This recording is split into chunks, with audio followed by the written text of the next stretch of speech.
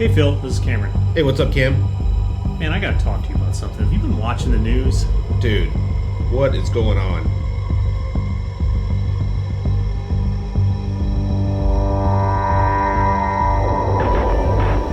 What's up, everybody? I'm Phil. And I'm Cameron. Two Navy vets, just here to talk politics. We're here with some differing views, but we're here to have a civil and a healthy discussion. Thanks for tuning in to Pocket Politics.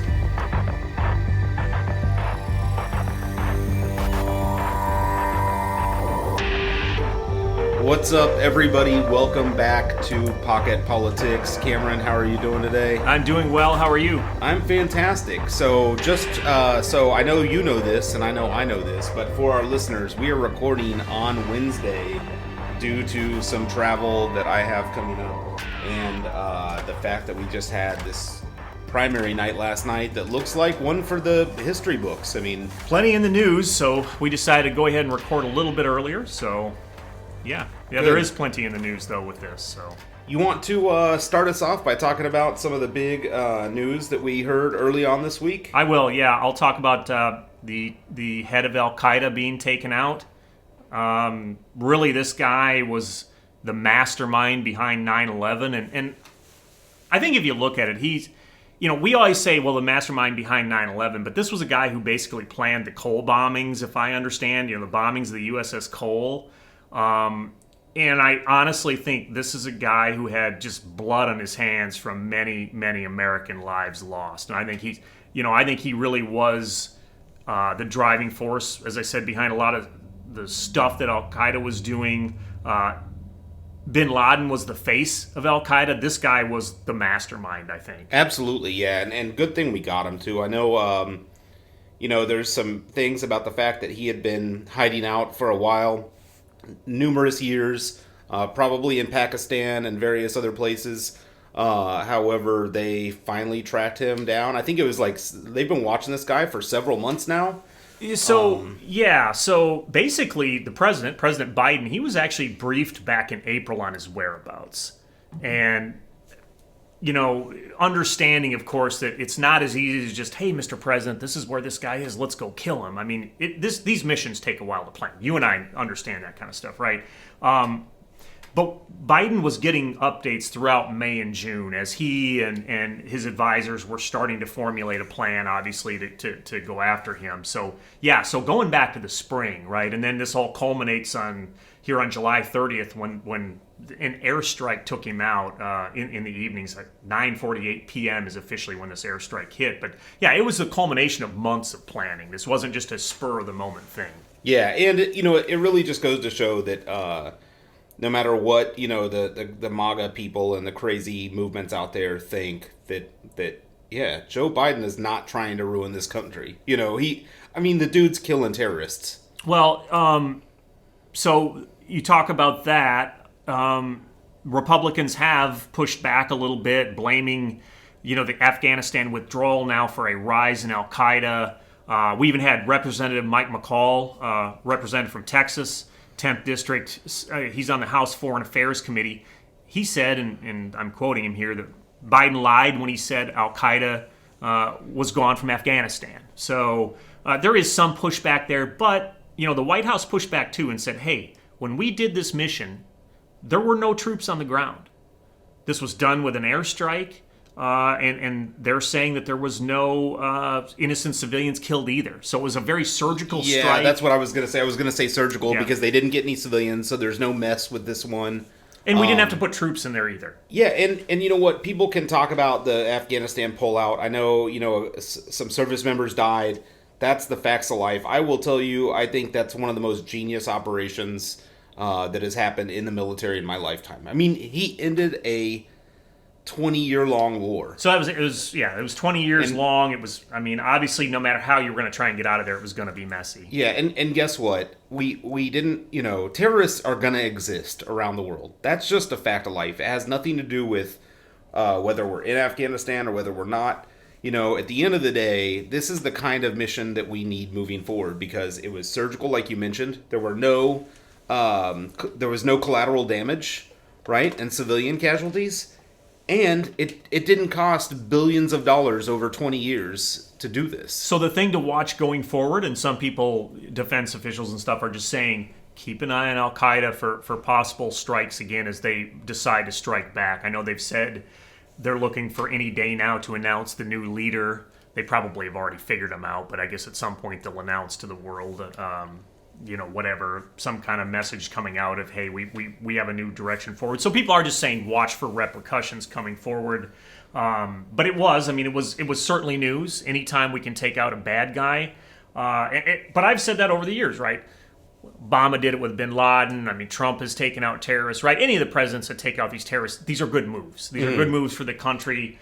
And they are, and so these are the kind of things that, like you said, when we find or get the intelligence telling us where these people are, and they can formulate a mission to go find them and get them taken out, and as you just said, right, surgical one at that, airstrike where we're not putting troops on the ground and having to risk their lives, like with bin Laden where we had to send the SEALs in or whatever. But this one, yeah, all done through the air. Yeah, so that's fantastic news as far as I'm concerned. I don't think we need to even really hit too much on it. No, I think with the military, though, I think we talk about the PACT Act. Okay, yeah, or as some people like to refer to it, the burn pit bill, just because I don't like... a little easier to say. It's easier for me to say. But, so the PACT Act finally passed. So really good news for veterans and service members going all the way back to Vietnam. Cameron, what do you think? Well, so it passed yesterday, 86-11, and if you listened to the last podcast, you heard me, right? I was saying obviously that I wasn't against what was in the bill, to help the veterans. I was mentioning and I was taking the side of Toomey and the Republicans just saying, hey, they wanted to get the amendment vote out there, right? And so they got it, right? They got the amendment vote, but the amendment vote didn't pass, but the Republicans still got a vote on the amendment with the $400 billion and the spending. We talked about this before, right? Yeah. But all that went through, and then they took another vote after the amendment, and it was 86-11. Overwhelmingly, it was passed. And again, it's done. It's signed. I think they say it should go to the president's desk here any day now. Yep. And I did hear something that was pretty interesting on it. So I know we kind of hashed this out, and I know you and I argued a little bit about it, and I'm still waiting for the correction to where you tell me that the bill in June was the exact same one as the bill in July. But it wasn't, so that's not coming. But it was. But either way, I heard some commentary on this, and they were talking about that $400 billion and the fact that they had made that mandatory instead of discretionary. And that if all that money was discretionary, there's a thought out there that is just allowing the next administration or whoever's in charge later down the road, maybe the next Congress, to take that money and reappropriate it. And that's why it was so important to have that into mandatory spending, because it required them to spend that money only for the purpose of this expanded care for airborne toxins for military members. So I think the thought there, though, was on the fiscal side, right, on the fiscally conservative or fiscally responsible side, if you will, that, hey, fine, if the money's not needed, though, and we're not using all of it, can we use it for something else? And I think that's where that came out. Now, what is that something else? I don't know, and you could debate on that all day long. Yeah, but it's a hypothetical. Yeah, that's where that argument was coming from. There were others, right? Rand Paul was arguing fix the VA, right? If you can fix the VA itself, which... don't get me started on the VA. Anybody that's been in and around the military knows the problems the VA's had. But, he was like, well, if you can fix the VA, right, a lot of money's there. I mean, the VA's, that's a lot of work to go fixing the VA. So, and he obviously just comes up with an idea but has no actual solution for it, too, which is a lot of Rand Paul's, Well, I mean, I'd love to see the VA fixed. I would love it. But...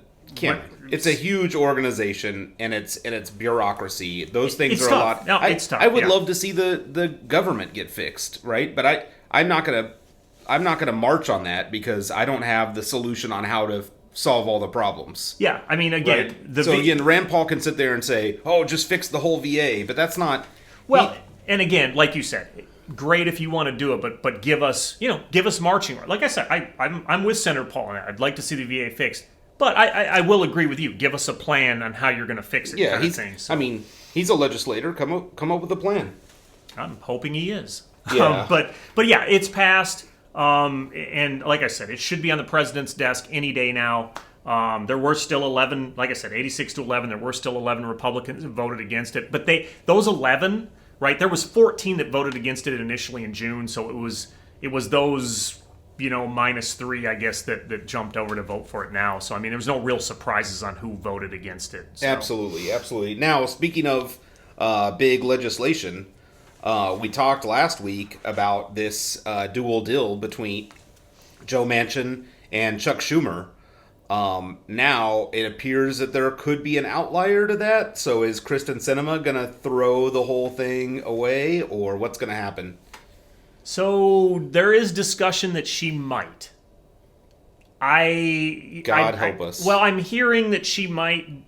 First of all, she's staying very silent on this. Now, I think I mentioned this in the last podcast, right? She doesn't give a lot of interviews anyway. She seems to let a lot of things come out through her staff, right? Some folks that are in politics, some of the senators, et cetera, they'll do a lot of interviews, right? We're seeing them on TV all the time. Mm-hmm. And then there are other ones that don't say much. She seems to be kind of in that camp where she doesn't say a lot. So she's staying very silent on this. And now all eyes are on her, right? You've got all the Democrats sitting there looking at her like, all right, what are you going to do? Because they've got all the other ones, it looks like, on board in the Senate, right? It looks like they've got the other 49 Democrats on board. And then you basically have all the Republicans who, again, as we talked about before, it certainly looks like there will be zero Republican support in this bill. So you've got all the Republicans looking at her like, what are you going to do? And I'm hearing, I don't know who, but I've heard and I've read that some Republicans are trying to court her. Yeah, but I also heard, I read something today that Joe Manchin had a meeting with her today. Oh, he did? Okay. So it looks like there is some traction on that. We just don't know. I mean, Kristen Sinema is an enigma at this point because we don't know whether this former lawyer for social justice and civil rights attorney turned Republican confidant or what, we just don't know what's going to happen. She does seem to be kind of a wild card vote. I wasn't aware that Manchin had a meeting with her today, so we'll see where that comes from. Like I said, there is all eyes on her right now. There are rumors that she may be unhappy about some of the tax stuff in this bill. But again, she's staying very silent, so we just really don't know. Mm-hmm. I personally, though, I think she's going to come on board, and I think with her, I think this will pass. Well, I mean, obviously, it will need her to pass. Well, that's what I'm saying, but I think she comes on board and it passes. Yeah, well, of course, because they only need the 50 votes. Because it is a reconciliation bill. Yeah, so we'll see how it goes. I don't necessarily trust that she's going to do the right thing, in my opinion. But who knows? We'll see where it goes with that. It could. I mean, like you said, though, it is a wild card right now, and that's just my 2 cents. I have a feeling she's going to come around, but in the meantime, she's got everybody. She's got everybody just watching her, right? And everybody is in suspense as we sit and watch her. Oh yeah, I mean, people are aware. They know exactly what's going on. But moving on, it looks like Herschel Walker now is being kind of told he's going to have to debate.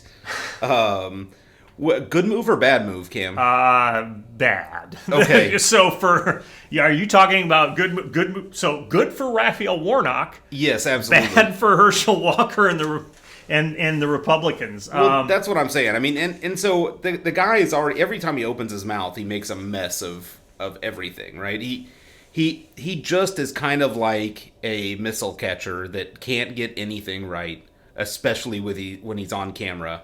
I mean, the guy in a debate, is there any hope that he's not just going to get trounced by Raphael Warnock? Well, Warnock's been wanting him to debate. Absolutely. Right? So, I would too, right? Well, I mean, yeah, I'll be honest with you, right? I mean, given how he's been, those things Walker's been saying, I mean, if I was running against him, I'd want the same thing as well. Supposedly now they're going to debate on October 14th in Savannah.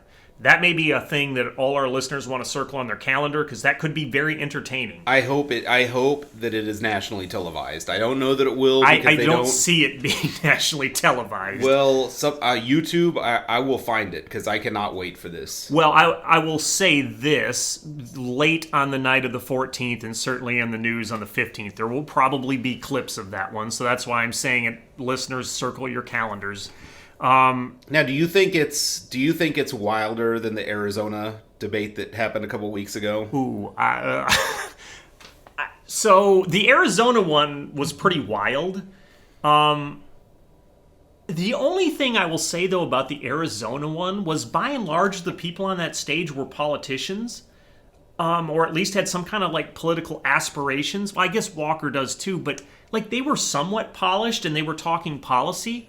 We don't generally hear any policy out of Herschel Walker, so I don't know what he's going to say at a debate. Yeah, I mean, but there's also there was the guy that was like talking about the being at a baby shower. So it was like the sexist comment about he's a guy in that debate that and by the way, I think he was polling 1%. Yeah, he made a comment about, I haven't been around a stage with this many women since a baby shower, and the poor moderator's like, I don't really know where you're trying to go with that, and I don't think that's acceptable. Yeah. But so I just feel like if you're Herschel Walker's debate prep guy or girl, that you're like counting down the days until you're out of a job forever.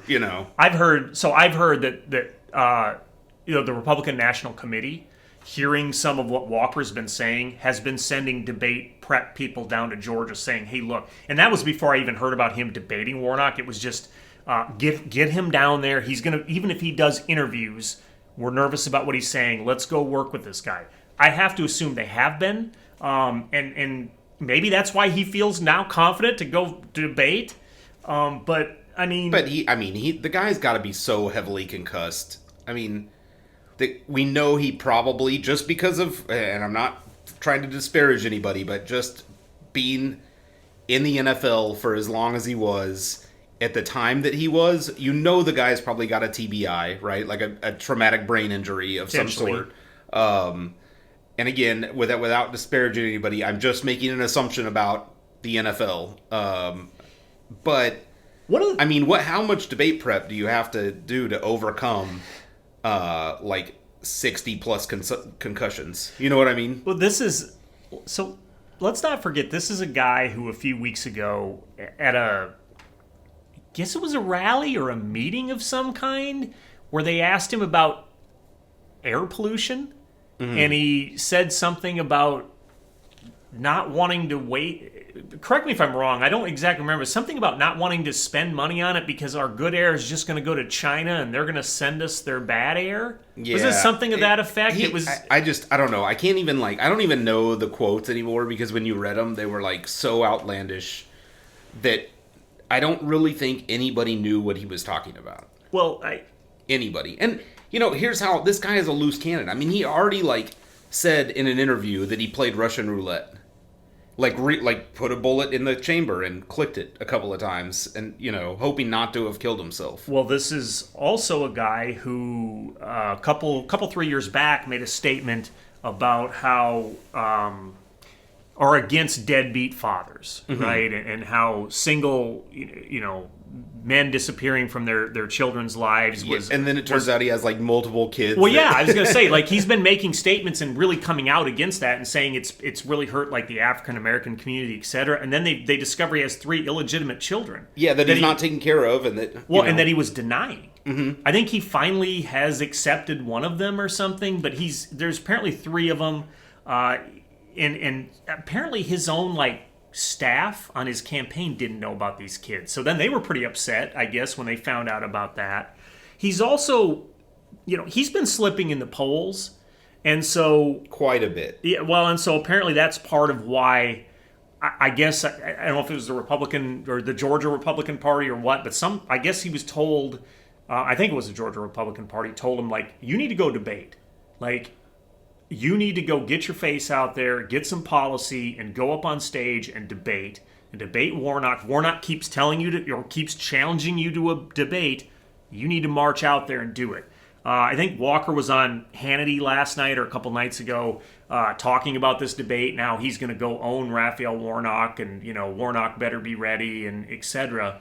But yeah, I mean, he's slipping in the polls. Eugene Robinson wrote an article for the Washington Post a couple 3 weeks back, and the article was entitled, "If Herschel Walker is elected to the Senate, America has utterly lost its mind."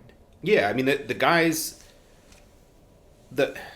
him running one is completely absurd. I mean, he is absurd. I mean, the stuff that he says is just off the mark completely. It doesn't make any sense. The guy should not be doing this. And then the fact that it comes out about his illegitimate kids, and like he's been railing on this stuff, and like his son's involved. He's been out there. One of his sons, I guess, has been out there like stomping for him, and so there's all kinds of weird things going on with this. I think there wasn't. I'm sorry to cut you off, but I was going to say, wasn't there also something like with his ex-wife accusing him of abusing her or something? Yeah, I'm pretty sure there was some stuff about that too. Yeah, and so again, right? There's just all kinds of problems. So I will say that this looks like a really good win for Warnock, and a really good win for Republicans in November, because it looks like it's not going to change. You mean Democrats? Sorry, Democrats. It looks like it's not going to change much. I don't think this debate, no matter how prepped or ready he is, I imagine him pulling a 2015 like President Trump move where he just like walks over and stands behind Hillary Clinton on the debate stage. You remember that? That's what I picture. Debates or whatever. Yeah, that's what I picture Herschel Walker doing. So well, let's face it. Why did he even get the nomination? Well, because I mean, Trump backed him. Trump backed him. And yeah. Trump and him have been longtime friends. Yeah, and this brings up another thing, and I'm just going to touch on this, but I'll go back to this later when we start talking about the primaries that happened yesterday. But there's a lot of reporting out there that like, oh, the Trump, thumbs up and the, getting his blessing is helping out a lot in these primaries. But I will tell you, I think it's only helping out in the primaries. I don't think it's helping out as much. It's not gonna have the same effect come November. I think it 100% depends on the candidate, right? I mean, there are some he has helped. There are some his endorsement has helped put him over the top, and in certain places it'll help him win. But it's all been in primaries so far. Yeah, but I'm just saying, I think going to the general, I think certain races it will help, right? I do. I think certain races it's going to help. Here's the problem, though, and we're starting to see this. Some of these people that he has gotten behind, J.D. Vance in Ohio, Herschel Walker in Georgia, these are people, Oz in Pennsylvania, right? Yep. These are people that, mainstream Republicans are looking at him saying, what are we doing? I mean, these candidates, especially Oz and Walker, I think J.D. Vance can hold his own a little better, but Oz and Walker have had real struggles.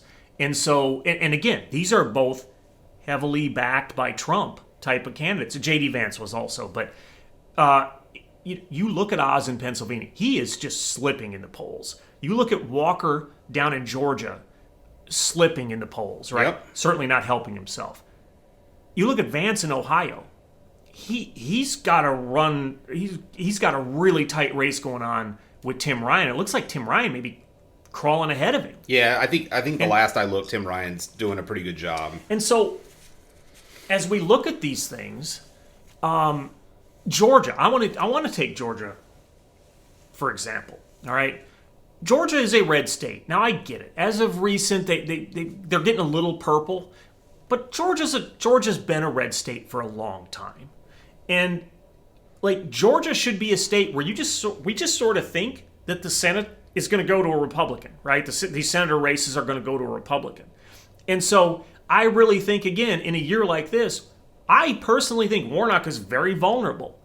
But then... And so here, okay, boom, you've got a senator that's very vulnerable. Here comes Herschel Walker, like it's strategically defunct. I mean, it just makes no sense. And the fact that now, like, to get back to kind of the debate issue, like, they're literally trying to put out a fire with gasoline on this one. It's just, I mean, because his numbers are slipping, Warnock's baiting him into the debate, onto the debate stage. their hands are tied, and they have no other option than to pour gasoline on the fire. It's just, I mean, it's not going to turn out well. You're right about the hands being tied. I'm telling you right now, if the Republicans had a solid candidate, this would be a Republican race all day long. A solid Republican candidate down there in Georgia would beat Warnock all day long. But again, here comes this dare I say fringe candidate that we're dropping out there, and he's just bumbling this thing away. Yeah. I mean, again, not to just keep beating on this, but Oz is doing something very similar in Pennsylvania. I mean, Pennsylvania should be a good. Now, Pennsylvania is definitely more of a purple state than Georgia, but still, that should be a good grounds this year for the Republicans up there. And here comes Oz, and he's bumbling this thing away. True. Now, in all fairness, I think part of Oz's problem, and we'll kind of shift gears after this, Sure. and we'll just call it, but part of Oz's problem is he is running against a phenomenon. I mean, Fetterman is like next level, right? He's out there trolling him publicly. He's creating genius advertisements. He's likable, so like he's like not a politician, even though he's a politician, so he still like has the credentials to do the job. He doesn't seem like a politician, and people in Pennsylvania are loving it. I've talked about Fetterman before, right? He runs a solid campaign, but still, I will say this: had McCormick won that primary instead of Oz, McCormick I think would be a lot more competitive than Oz is right now. I agree. I mean, I guess what I'm getting at in general is, and you've heard me say this on the podcast multiple times, this is a year that the Republicans should be doing great in, and they just keep bumbling things up. Yep. I mean, I hate to say it, but it's true, right? They just keep bumbling things up, and we're going to talk about that more as we go on here. But I want to shift gears here, Phil, and touch on a little bit of January 6th stuff. Okay. Specifically, some text messages. Looks like they've been wiped from some Trump officials' phones. What are your thoughts on this? Yeah, so, I mean, the first step was figuring out that the Secret Service had all their phones wiped. And now they're saying that the Secret Service phones were wiped after they kind of got the, like, cease and desist and preserve all these records. Because that came out, kind of trickled out a little bit later. So it's like, January 6th committee and Congress had already basically told the Secret Service, preserve everything you have. And then they wipe their own texts. And now it's looking like multiple staff members, DOD officials, Pentagon personnel that have all done it. This does not look good. So CNN the other day reported that some Department of Defense officials had done just that, like you just said, that they had wiped phones clean. So that was a report that came out on that. So. Yeah, and then how far? So I will tell you, with my fairly limited but tenured time working for the federal government, I can just tell you that if CNN got wind of some DOD officials and some Pentagon officials doing this, it is much more widespread. Would you agree? Probably is. I mean, we already know the Secret Service. Now we're finding out all these other officials and staffers and things like that. I will tell you, it is not. It's not limited to that. I think we'll wait and see kind of how this one develops too. I mean, we're kind of hearing about this now, especially the Department of Defense ones. We're just kind of learning about this. Mm-hmm. I think we'll see. And again, the January 6th committee is going to be back in September with some more hearings. I'm pretty sure we're going to hear more about this come September. Wouldn't you agree, Phil? Absolutely. And the subpoenas keep coming. So the DOJ is subpoenaing more people. And January 6th committee is subpoenaing more people. One of those we're going to talk about later, but yeah, I think it just kind of keeps coming up. So, I think we're going to hear more about this. I should say, excuse me. I think we're going to be hearing more about this in the coming weeks. But yeah, these stories are breaking. Definitely looks like there's some stuff with the text messages there. So yeah, there's some things there. Okay.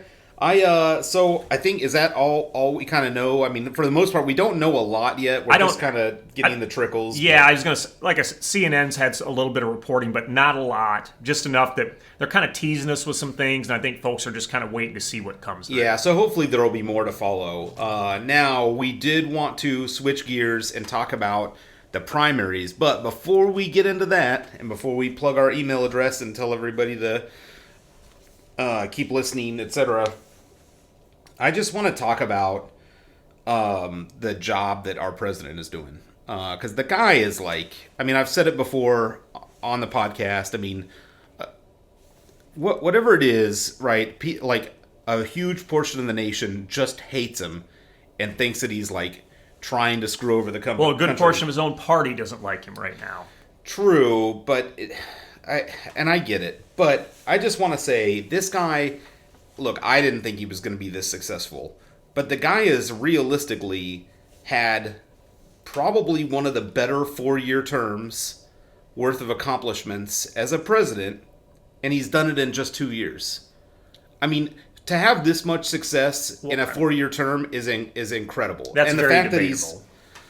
That's debatable. I mean, you go back to like FDR and some of those, right? I mean, that's true. But how many 4-year terms did FDR have? Yes, several. So I mean, yeah, FDR got a lot done. But FDR did get a lot done, especially early in his term, right when he earned his first one. And I would say too that the two are not necessarily comparable because FDR had a vastly different country that he stepped into. He did, and he was also loved by the country. True, the country was in complete crisis when FDR took it over. It was, and he was also backed really well by most of the country. I mean, he was loved. Well, I mean, at some point, you got no choice. I mean, what inflation, or not inflation, but unemployment, was it like 28% or something? He comes walking in during the Great Depression. There were many people in that generation that felt Franklin Delano Roosevelt had saved America, right? Absolutely. And so he had a lot going on. I mean, many would debate you with Reagan, right? They would talk about what Reagan got done during his time. But, I mean, again, that's debatable. Yeah, you're right. Reagan got rid of pensions Reagan did a lot, but please, go on. So, either way, I'm just trying to say, I mean, if you think about the American Rescue Plan, right, 2021, pulling us kind of out of the economic turmoil that was caused by COVID, right? He did the Buy America bill. He got the bipartisan infrastructure signed into legislation. I will definitely credit him with that infrastructure bill, only because that thing has been talked about for years. Absolutely. Right, and so Biden helped. I'm not going to say it was all him, certainly, but no, it wasn't. I will give him some credit for overseeing that and finally getting something. At the end of the day, he gets credit for signing the sheet of paper, right? Look, he gave us a new federal holiday, so we now have another day off through the year, which I am a huge fan of, right? I wish every president would make that a hallmark of their 4 years. Look, he ended America's longest war that we've been in. However controversial you think that is, that's controversial. However controversial you think that is, he ended the war, right? So that's billions of dollars saved. That's soldiers and sailors and Marines' life saved. That's families. They get to welcome home their loved ones after 20 years, like 2 decades of war. Now, his pullout did cost 13 service men and women their lives that day. There is a lot of controversy behind it. And I agree with that. So it's never good when lives are lost, right? It's never good. And I'm not going to advocate that was a good thing. But when you strategically pull out of a war that you've been in, war. It's not like, look, and it's not like those 13 service members that were lost. It's not like they were lost because of incompetence. Keep in mind, it was a terrorist attack on U.S. forces that killed those people. No, I'm just saying that is very controversial. So. No, I know, but I want to remind everybody that was a terrorist attack. That was not a, we screwed up and we forgot to do this. You know what I mean? So, and then on top of that, look, so not only did he do that, he gave us a federal holiday, all the other things I mentioned before, but 2022, he gets a ban on Russian oil and gas passed through so that we're less dependent on those. Yep, it's controversial because gas prices go up. But at the end of the day, we're not supporting Putin's war machine, right? He also convinced the Mexican government to spend millions of dollars on immigration, right? So he's beefing up these problems that we all know we have that are the proverbial elephants in the room. He got a new Supreme Court nomination. So Justice Brown nominated and I will say a historic nomination. Yep. I mean, our first African American woman on the Supreme Court. Absolutely. He also halted arms sales to Saudi Arabia, which is pretty important, I think, because Saudi Arabia, while have been kind of our allies here in and here out, they're also a pretty shitty government that kills their own citizens, etc., and hacks them to pieces, right? Like the reporter Khashoggi, if you know what I'm talking Oh about. yeah, a couple of years back, So- 2 or 3 years back. Yeah, and then and again, capped off by we find out Monday that we got the second guy, and basically the leader of Al Qaeda. He was a second in hand to Osama bin Laden, and we got him. So I'm just gonna say right now, I mean, President Biden's 2 years have been fairly historic. He's gotten a lot of stuff done, and guess what? He's gonna put ink on the PACT Act, and he's gonna sign possibly this bill between Manchin and Schumer. Possibly. That's gonna help reduce inflation. We didn't even talk about microchip legislation, which is gonna get signed. So that right? was a bipartisan deal. So here's my take. I've just sat here quietly thinking through some things. Let me rant about how much I love America's grandpa. No, but my take on this. I am the type of person that I do give credit where credit's due, right? There are some big things you mentioned, and I will certainly you mentioned her a moment ago, but Jackson's nomination to the Supreme Court. Now he got 1. I mean, Trump got 3. So Trump got 3, but keep in mind, but it was historic what he did, and Jackson and I think she's a very highly qualified woman to be in the Supreme but Trump Court. would have had 1 had the other 2 not been illegitimate. Well, right. I mean, again, that can be debated, but what's the debate? Mitch McConnell didn't let President Obama nominate somebody while he was in office. well, again, depending on who you talk to, they'll debate it. But What are they going to debate? Mitch McConnell stopped them from even letting the guy. But he still got 3 in there, right? And so, again, back to this, right? But again, he did. You're right. He got a Supreme Court nomination through with some bipartisan support, I will add, right? So some Republicans voted to confirm her. But some of these other things, right? I mean, you mentioned it, but here's the thing: he's still fighting high gas prices. He's fighting inflation, and I know. Right, whether it's all his fault or not, America still sees him as sitting at the top. And I heard yet again this morning, his approval numbers are still going down. And he's fighting an uphill battle. And I agree. He's got people, and I just want to say this, Phil, he's got people in his own party that don't want him to run. A lot of people 65% of Democrats right now say they are unhappy with their party. And it was just the other day, a U.S. representative out of Minnesota named Dean Phillips said, I am not supporting Joe Biden in 2024. I want my party to take a new direction. And I think that's valid. I mean, okay, here's the thing.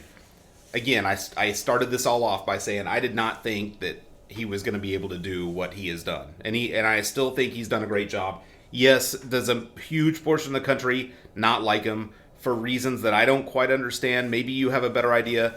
I get, right? I know that the president doesn't drive gas prices for the most part. I also don't side with Russia and Saudi Arabia and all these things, so I don't know why all these issues come into play and people blame them directly on the president. However, with that being said, I will say, do I want the president as a whole moving forward to be younger? Maybe not a white 80-year-old man, right? It just doesn't, that's not representative of our country. Right, and we're realistically one of the only countries that doesn't. I mean, if you look at world leaders around the modern world, right, modern societies and countries in the world, we are like the least representative of our constituents in the members of this country. So you touched on something. I think a lot of Democrats want to go younger. They want to go with a new face, and certainly in future podcasts, I want to we'll talk about kind of as we start to set the stage for 2024 and some of these possible folks that are running. I mean, again, I'll give the guy credit where credit's due. He has gotten some things done. It's been an uphill battle. He's taken some blows, though, too. Like I said, the gas prices, we talked about some of that. I mean, on his watch, right, Roe v. Wade gets overturned. The Supreme Court, some of these issues are coming up, and I get it. It's not directly his fault, but again, it's not his fault at all. I mean, there's a separation of powers between the judicial and the executive branch. 100% agree, but all I'm saying is while Commander-in-Chief, some of these things are flaring up while he's sitting there. Yeah. So I'm saying he's taken some blows as well, but again, if he has any aspirations of running in 2024, he's got to get his approval ratings up. Well, but that's the thing. And I'll be honest with you. I think that's a reason why a lot of Republicans don't want him to run necessarily or don't want to support him fully in 2024 is because Democrats, they just know that people don't like him. And it's not good for the party to have somebody that people mercilessly don't like for no reason. Now, what we'll touch on in a future episode is who the Democrats are going to try and put forward if he doesn't run. But, we're not going to have time for that today. I do, though, Phil, want to put a plug in quick for our email, if you would want to put a plug in quick. Absolutely. Do you not know it, or I'm the guy who reads it every week, so... All right. CameronandPhil@gmail.com. Absolutely. That's CameronAndPhill at gmail.com. So please send us an email. We love hearing from you guys. And also like our Facebook page. We're putting content up there, and please like it and listen to us. Yeah, absolutely. So we do have a fairly good listenership. It's been coming in, so I think it gets better every week. Yeah, I'm happy about that. So we'll keep doing it as long as people keep listening and the feedback is better. Why don't we dive into these midterms? Because last night there was an awful lot that came out of these midterms. Okay, Phil. Are we going Missouri first? We can certainly do Missouri first if you'd like. Or I think we can just start off with probably the biggest thing that happened last night, then let's do it. Let's look at Kansas and their abortion vote last night. So absolutely, I'm just going to say, this was a huge win for pro-choice people in the United States with what Kansas did last night. And I will tell you, Phil, I'll say this: I wasn't expecting the way it turned out. I don't think many people in the country were. But, I mean, it's your home state. What were your thoughts? I'm actually hugely surprised. I was able to, I talked and chatted with my mom, who is on the, proverbial front lines there in Kansas. I called and chatted with you. Yeah. This thing was like literally blowing up last night. I don't know, did anybody expect this to happen? No. I mean, the polls didn't have anything like this. There's a lot of it now is looking like not only was there overwhelming support for the Vote No initiative, but even Republicans were voting for this. No, absolutely. And Trump voters, people who had voted for Trump previously were voting for this. Yeah. I will tell you, I think I may have said it a couple weeks ago or within the last couple of episodes, but I think this is probably the most beautiful canary in a coal mine that we're going to see. I mean, this is very indicative of what could happen in November. So, for our listeners, basically what happened last night was Kansas voted to keep abortion as a constitutional right in the state. And, ladies and gentlemen, this vote wasn't even close. It was basically 60-40, right? Yeah, which in political terms is a blow, unheard of. Pretty big. I mean, we haven't seen. I don't think there's been something this big that has gone by that much of a gap, had that much of a gap in modern times. Yeah, and going into this thing, there were polls that were showing it maybe being a neck and neck, or that it was going to get overturned by a point or two. So really, no one saw this coming. But let's break these numbers down a little bit. So they had almost, or right around 900,000 people turn out to vote last night in Kansas. Yeah, almost 1 million people. And I told you too that. The largest city in Kansas, right, Wichita, keep in mind, it's only 350 to 400,000 people. So and so let's put this in perspective here. The last midterm they had in Kansas, they had roughly 400,000 turn out to vote. Mm-hmm. So they more than doubled it last night. In the 2020 presidential election, all right, again, 2020 election, presidential election year, they had 1.2 million turn out to vote. I mean, they weren't that far off from who turned out in 2020. And it's a midterm. It's a midterm. It's not. Not only is it. It's not even a midterm. It's a primary. Yeah. I'm sorry. Thank you. A primary. Thank you, Phil. Which is crazy, right? And so it's a primary for a midterm year. And so here's you break it down more, right? This had a lot of support in rural counties, because people may look at this and say, well, this was probably just the Kansas City suburbs and Wichita and Topeka and Lawrence or whatever. This actually had a lot of support in rural counties. I saw a breakdown last night of a very rural north central county in Kansas. I don't remember the name of the county. Doesn't matter. It's a small county. I think it had a population of about 4,500 people in the county, the entire county. Yep. And so this county in 2020 voted 89% for Donald Trump, and roughly 11% for Joe Biden, right? In the primary vote last night, they had 30-some% of voters in that county that turned out to voted to keep abortion a constitutional right in their state. I mean, that's big in a very rural county. That shows you there were undoubtedly many Republican Trump supporters in that county and across Kansas that did this. Absolutely. And keep in mind that's not only big for the reasons you stated, but Kansas is a very red state. Oh, yeah. Yeah. And this, I'll be honest with you, if you were a Republican strategist anywhere in the country right now, this should concern you. Well, you mentioned it being a red state. When I think of very red states in the country, I think of states like Oklahoma, South Dakota, throw North Dakota in there, Alabama, Idaho, Wyoming, and then the Kansas. South, yeah. Well, and then Kansas, right? I have Kansas right in there. Kansas hasn't put a U.S. senator, or hasn't had a Democrat as a U.S. senator in 100 years. Mm-hmm. Kansas hasn't voted for a Democrat for president in like 50 years. I mean, a very red state. And so the fact this turned out, you're right.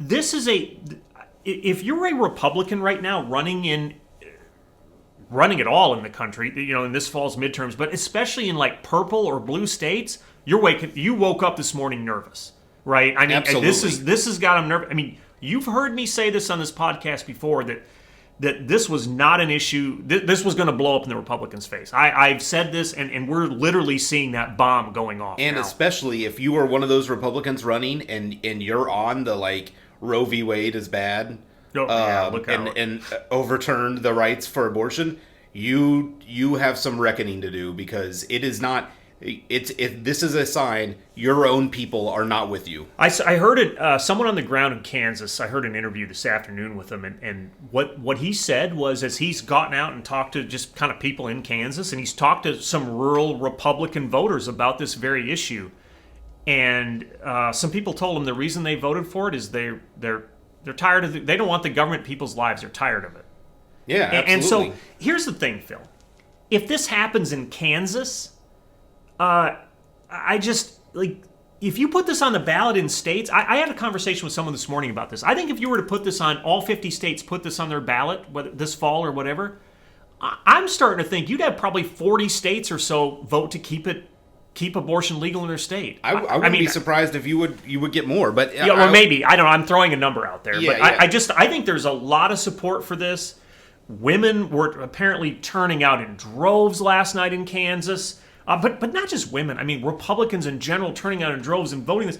Imagine if this thing goes on the bill in a more purplish state that's out. Yeah, that's what I'm going to say. This means there's zero question about Michigan, Ohio, Wisconsin, Pennsylvania, Wisconsin, all those states. There's absolutely no question about it now. And this is I'm going to go ahead and say this. This is a big uplift for Democrats going into the midterms. I mean, again, they can brand this. They can message this and go. And we saw last night, Phil, that there is momentum for the Democrats right now. I will give them that. We saw a lot of excitement. I mean, when you turn out almost as many people for a midterm primary as you do in a presidential election that come out to your polls, there is huge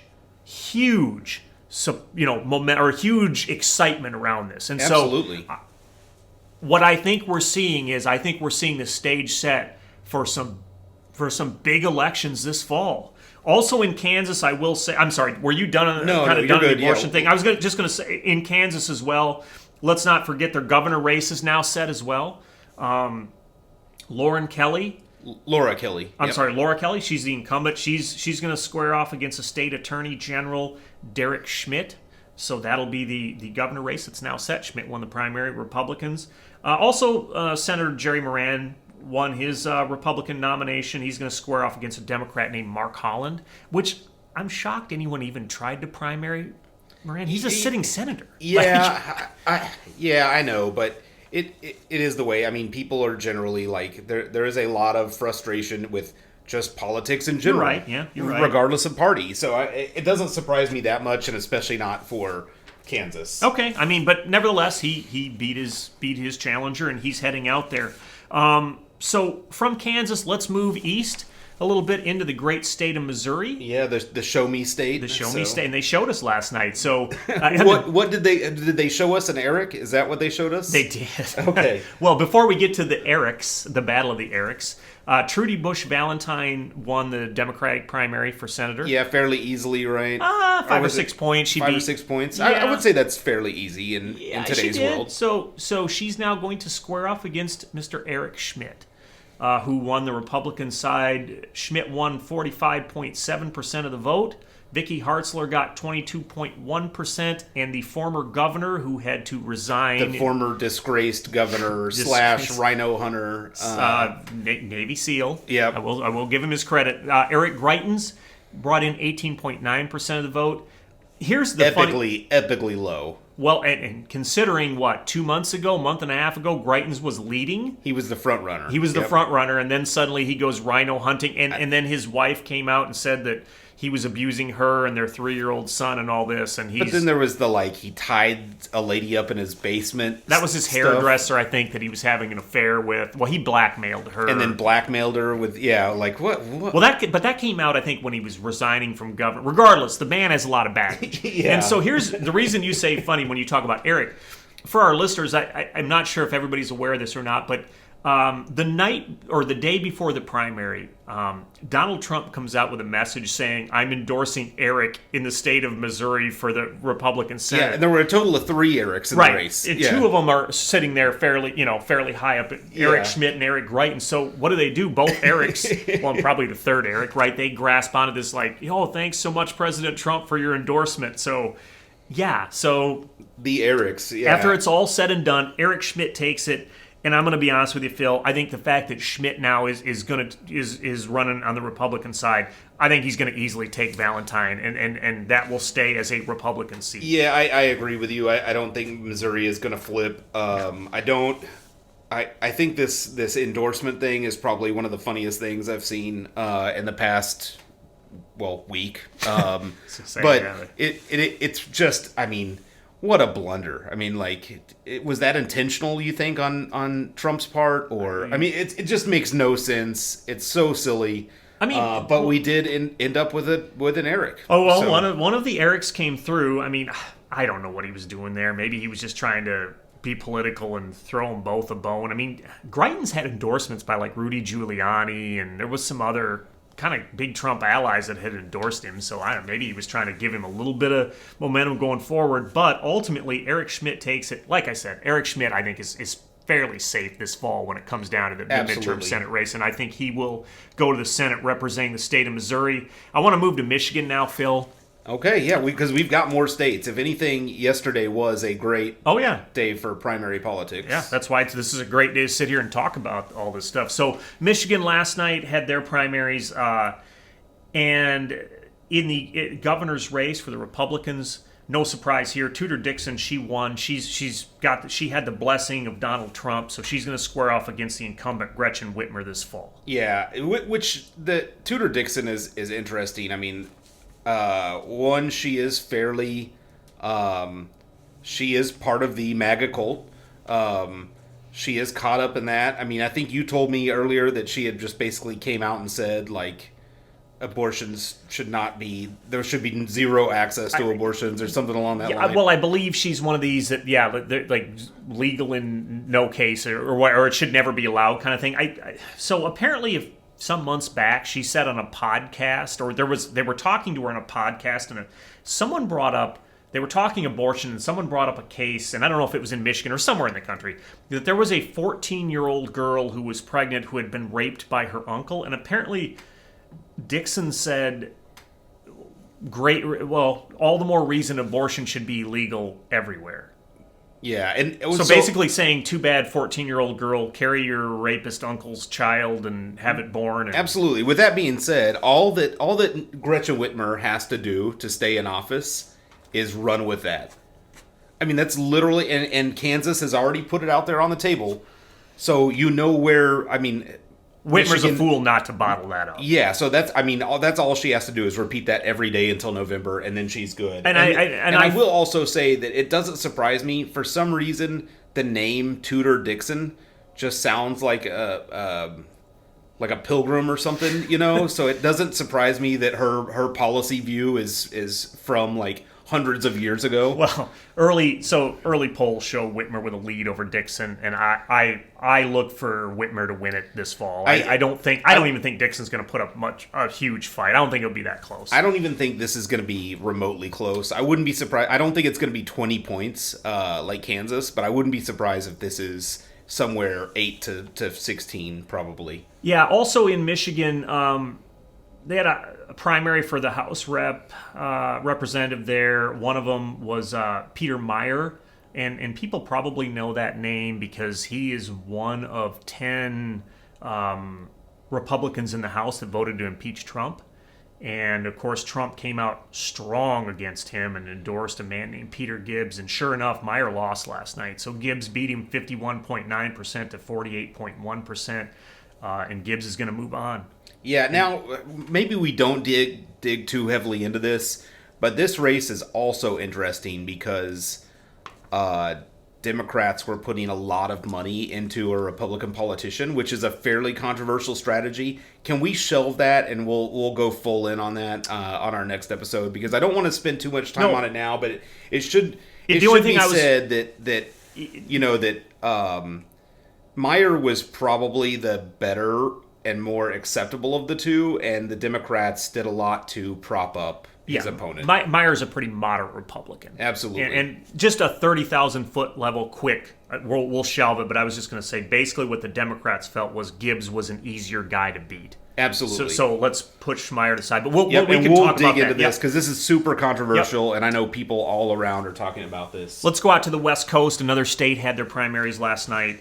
We don't need to spend too much time on it, but I think it is Washington, worth mentioning that Butler and Newhouse looked like they're going to be safe. We don't have all the full results yet, but it looks like they're going to be safe. Now, why these two are interesting is because they are, again, Republicans that voted to impeach Trump. Yep, two more of the 10 that voted to impeach him in the House. They caught a lot of backlash for that, and then a lot of people weren't happy with it. But as it turns out, it looks like they're safe. They're safe. It looks like they're going to hold. This may take a few days to get it all sorted out. They're close races. One other thing in Washington State worth mentioning, senator out there race, it's now set. Patty Murray is going to square off against Republican Tiffany Smiley. Murray, a longtime senator from Washington. Washington being a pretty blue state, I think Murray's pretty safe. Yeah, don't you, Phil? I think Murray's safe. I think Washington is not on the verge of turning anytime soon. We talked about this in the last podcast. Yeah, right? and while a big portion of the state is red,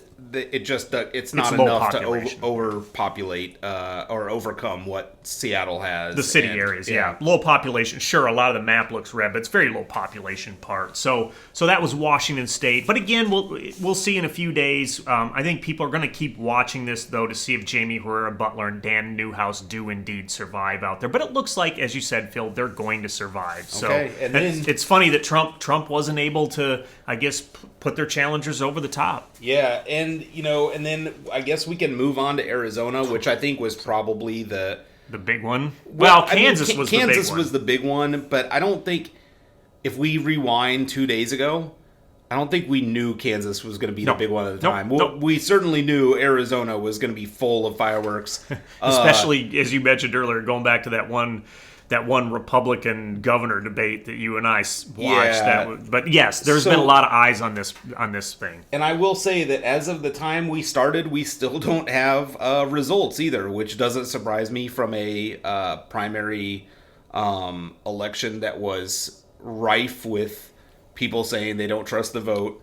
It was controversial. A lot of people out there saying this, but we do have a couple of elections that we know about. Most importantly, just to say, Rusty Bowers getting defeated. He was the House Speaker. Yeah. He was also on TV testifying in front of the January 6th hearing, and that was one of the primetime hearings, right? I think it was one of the primetime believe ones. it was. I think if it wasn't, nevertheless, he was certainly getting airtime from that. But Trump was destroying that guy. I mean, he was all over, the news and his Truth Social or whatever network he's on. He was just destroying Bowers, and Bowers knew it. Bowers said, "I'm probably done." Yeah, and I think he kind of like had the idea because he just knew that, especially going to that committee and giving that testimony, it was all going to be over. But he lost to this guy, the mustache. I mean, it's not him. It was one of the other. Yeah, the mustache guy. I think you're referring to was Mark Fincham, the Secretary. Oh, that's right. Of State. That's right. Yeah. We talked about this before, and I still got it wrong. So so it's okay. I wanted to touch on a couple of races there really quick before we get to the mustache man. Absolutely. Blake Masters did win his primary out there. He's the Trump-backed guy for the Senate in Arizona, the Trump-backed Republican. He won easily. He's had Trump's endorsement. He's now going to face off against Mark Kelly for the Senate seat out there. Which I will tell you, I am already thinking is good for Democrats. So I'll tell you why. So I think Mark Kelly was one of the seats that I was really worried about flipping. I think Blake Masters is absurd and crazy. I have already seen, so hot off the press, right? Have you seen the Lincoln Projects? They've already released like 4 advertisements against Masters. I have not, no. So, I mean, this guy is getting attacked basically day one, moment one after the primary election. I just want to say this, okay? Yet again, here's another state where Kelly looked like he was going to be a vulnerable Democrat, looked like Republicans had a great shot at taking a seat, and now we put Blake Masters out there. We see Blake Masters come out there from the Republican side, and yet again, I mean, we talked about this earlier with Oz and these other people. Here comes another guy that's bumbling through. I mean, wasn't Blake Masters a guy who said, like, he idolized Ted Kaczynski, the Unabomber, or he thought he had, like, great ideas or something? He's just 100% crazy. So now, here we go again. Here's another guy that, like, again, another seat the Republicans should be winning. Now they've got a controversial candidate coming out here, and they may very well lose, because guess what, Phil? Early polls show that Mark Kelly's leading 48% to 39% over Masters. And not only that, but he's an incumbent, and that's got to help. He's an incumbent. I'll give him that. And you know what? Arizona's a fairly red state. It's a fairly red state. I mean, again, Republicans should be taking this. But you talked about the mustache guy. That's Secretary of State Mark Finch, or he's not Secretary of State, but he got the Republican nod for that. Trump supporter, but he's a pretty well-known election denier. He was at the Capitol on January 6th out there at the rally. I don't know that he got in with a riot or not, but he was at least at the rally, and some have said he could have been in jail rather than office. We don't know. Rioting.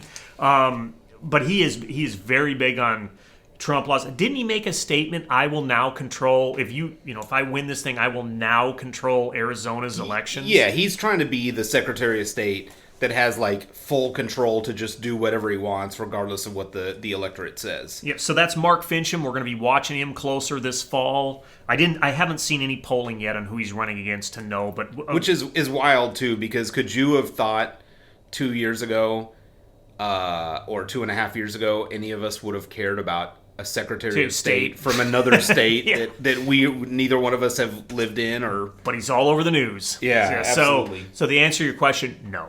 And then one last thing on Arizona, the big one, Phil kind of alluded to this earlier, is the Republican primary for governor. Kari Lake, and Karen Taylor Robson back and forth. Phil, I think the latest poll, I mean, this thing is not over. They're still counting votes.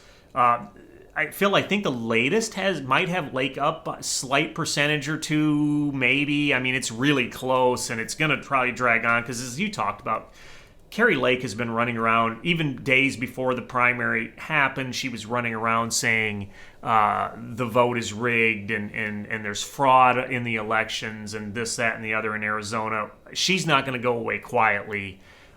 This thing's probably going to drag out. I mean, aren't you seeing Lake sitting there with about a 1% lead right now or something? I think it's still one of those we can't call. No, at all. And it's par for the course for the way this race started. Honestly, I mean, And no matter what happens, there is going to be some issues with it. I mean, it's going to get.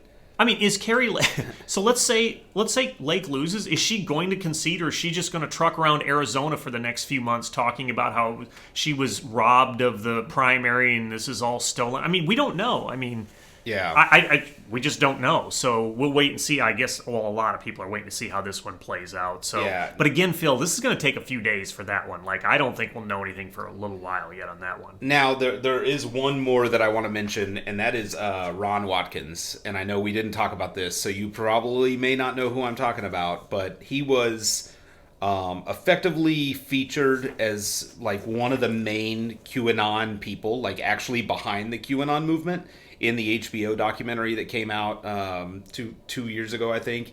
But he actually ran for Congress in Arizona, and literally this is like one of the guys behind QAnon. So he runs for Congress. Luckily for our country, he finished dead last out of 7 Republican candidates in the primary. So that's a good move for the country, I would say, as a whole, because Ron Watkins is not going to have any part in politics. Remember a little bit ago when I talked about Republicans putting bad candidates up there? The last thing we needed was that guy. Yeah, like, absolutely. I mean, we've already got the Masters and the Herschel Walkers, except the last thing we needed was that man. So, absolutely. There you go. Well, again, a lot happened last night in those primaries, setting us up for what I think promises to be some really exciting races. And Phil and I are going to keep, staying on top of these things as best we can, talking about them each week in the podcast. So we're going to do that. A lot happened last night, though, really, especially with that Kansas thing, Phil. A lot went on. I will say this, though. I want to give our listeners one more plug on our email. Absolutely. Cameron and Phil at gmail.com. So please send us an email, reach out to us, let us know what you want to hear us talk about. Yep, CameronAndPhill at gmail.com. Also, get on and like our Facebook page. Listen to us. Pocket Politics with Phil and Cam. Yep, and give us a like on there. Feel free to interact or comment on any posts. We're putting some political stuff on there. And also, please listen to our podcast. Continue listening. It's available on Spotify, Apple, on Google, on Apple Podcasts, and I think there's one more I'm forgetting. Anchor.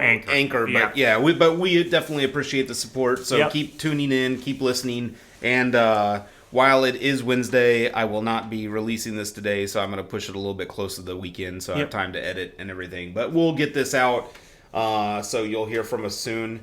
And then finally, parting shots. Cameron, what do you got today? I've got a shout-out for my parting shot to Steve Kornacki. Yeah. For yet again, another great performance last night. I will tell you, and Phil called me last night. We were actually talking about him, but I just want to say that how much I like that guy. I like watching him out there. I like seeing him, and he's got his board out there. Every time there's an election of any kind, you can get on one of the NBC networks, MSNBC, NBC, whatever. He's going to be out there. I don't think this guy sleeps when it's like election time because he's up all night, and then he's on the morning shows, right? Because every time I turn around, here's Steve Kornacki in front of the board. Like, the dude must run around on energy drinks and everything to keep him awake. But great job on Steve Kornacki last night. I am a fan. Phil, I know you're a fan also. The guy's a genius. I mean, I just think he needs a stylist. It's just... I love his look. the baggy white shirt. Hey, I like it. His tie's a little bit kind of unkempt and not tied the best. His hair's sort of a mess. But you know what? If you've been up for 3 days, you'd probably look like that too. Oh, yeah. Nothing against him. I just like joking about his outfit. So Steve Kornacki, great job again last night. Look forward to seeing you and that big board out there at the midterms this fall. Phil, over to you for your parting shot. Absolutely. Hey, Cameron, I couldn't agree with you more. So I think I'm going to talk about some of that we don't really like as much as Steve Kornacki. Oh, boy. Yeah. So the stuff that is going on right now with Alex Jones is next level. So, like, Alex Jones is just this guy who can't seem to stay out of trouble lately. And so... he's popped up in several... he's always been kind of marred in controversy, but now he's in, like, legitimate trouble. I mean, he lost a default suit for defamation and stuff against, around the Sandy Hook shootings. basically for saying that it was a false flag operation and that it was a hoax and nothing ever happened. The guy is full of all kinds of shit, and people still listen to him somehow, even though he's got all these problems. And then he filed for bankruptcy and tried to hide that money so that the Sandy Hook victims and families couldn't get any of it. And now he's back in court, getting ran through. And it looks like, some of the stuff I was reading was that his lawyer inadvertently or accidentally sent screenshots from his phone to the prosecuting lawyer. And so he basically set up his opposition's case for him that just now shows that he's actually perjured. So now he may be under perjury charges following this. There's all kinds of things going on.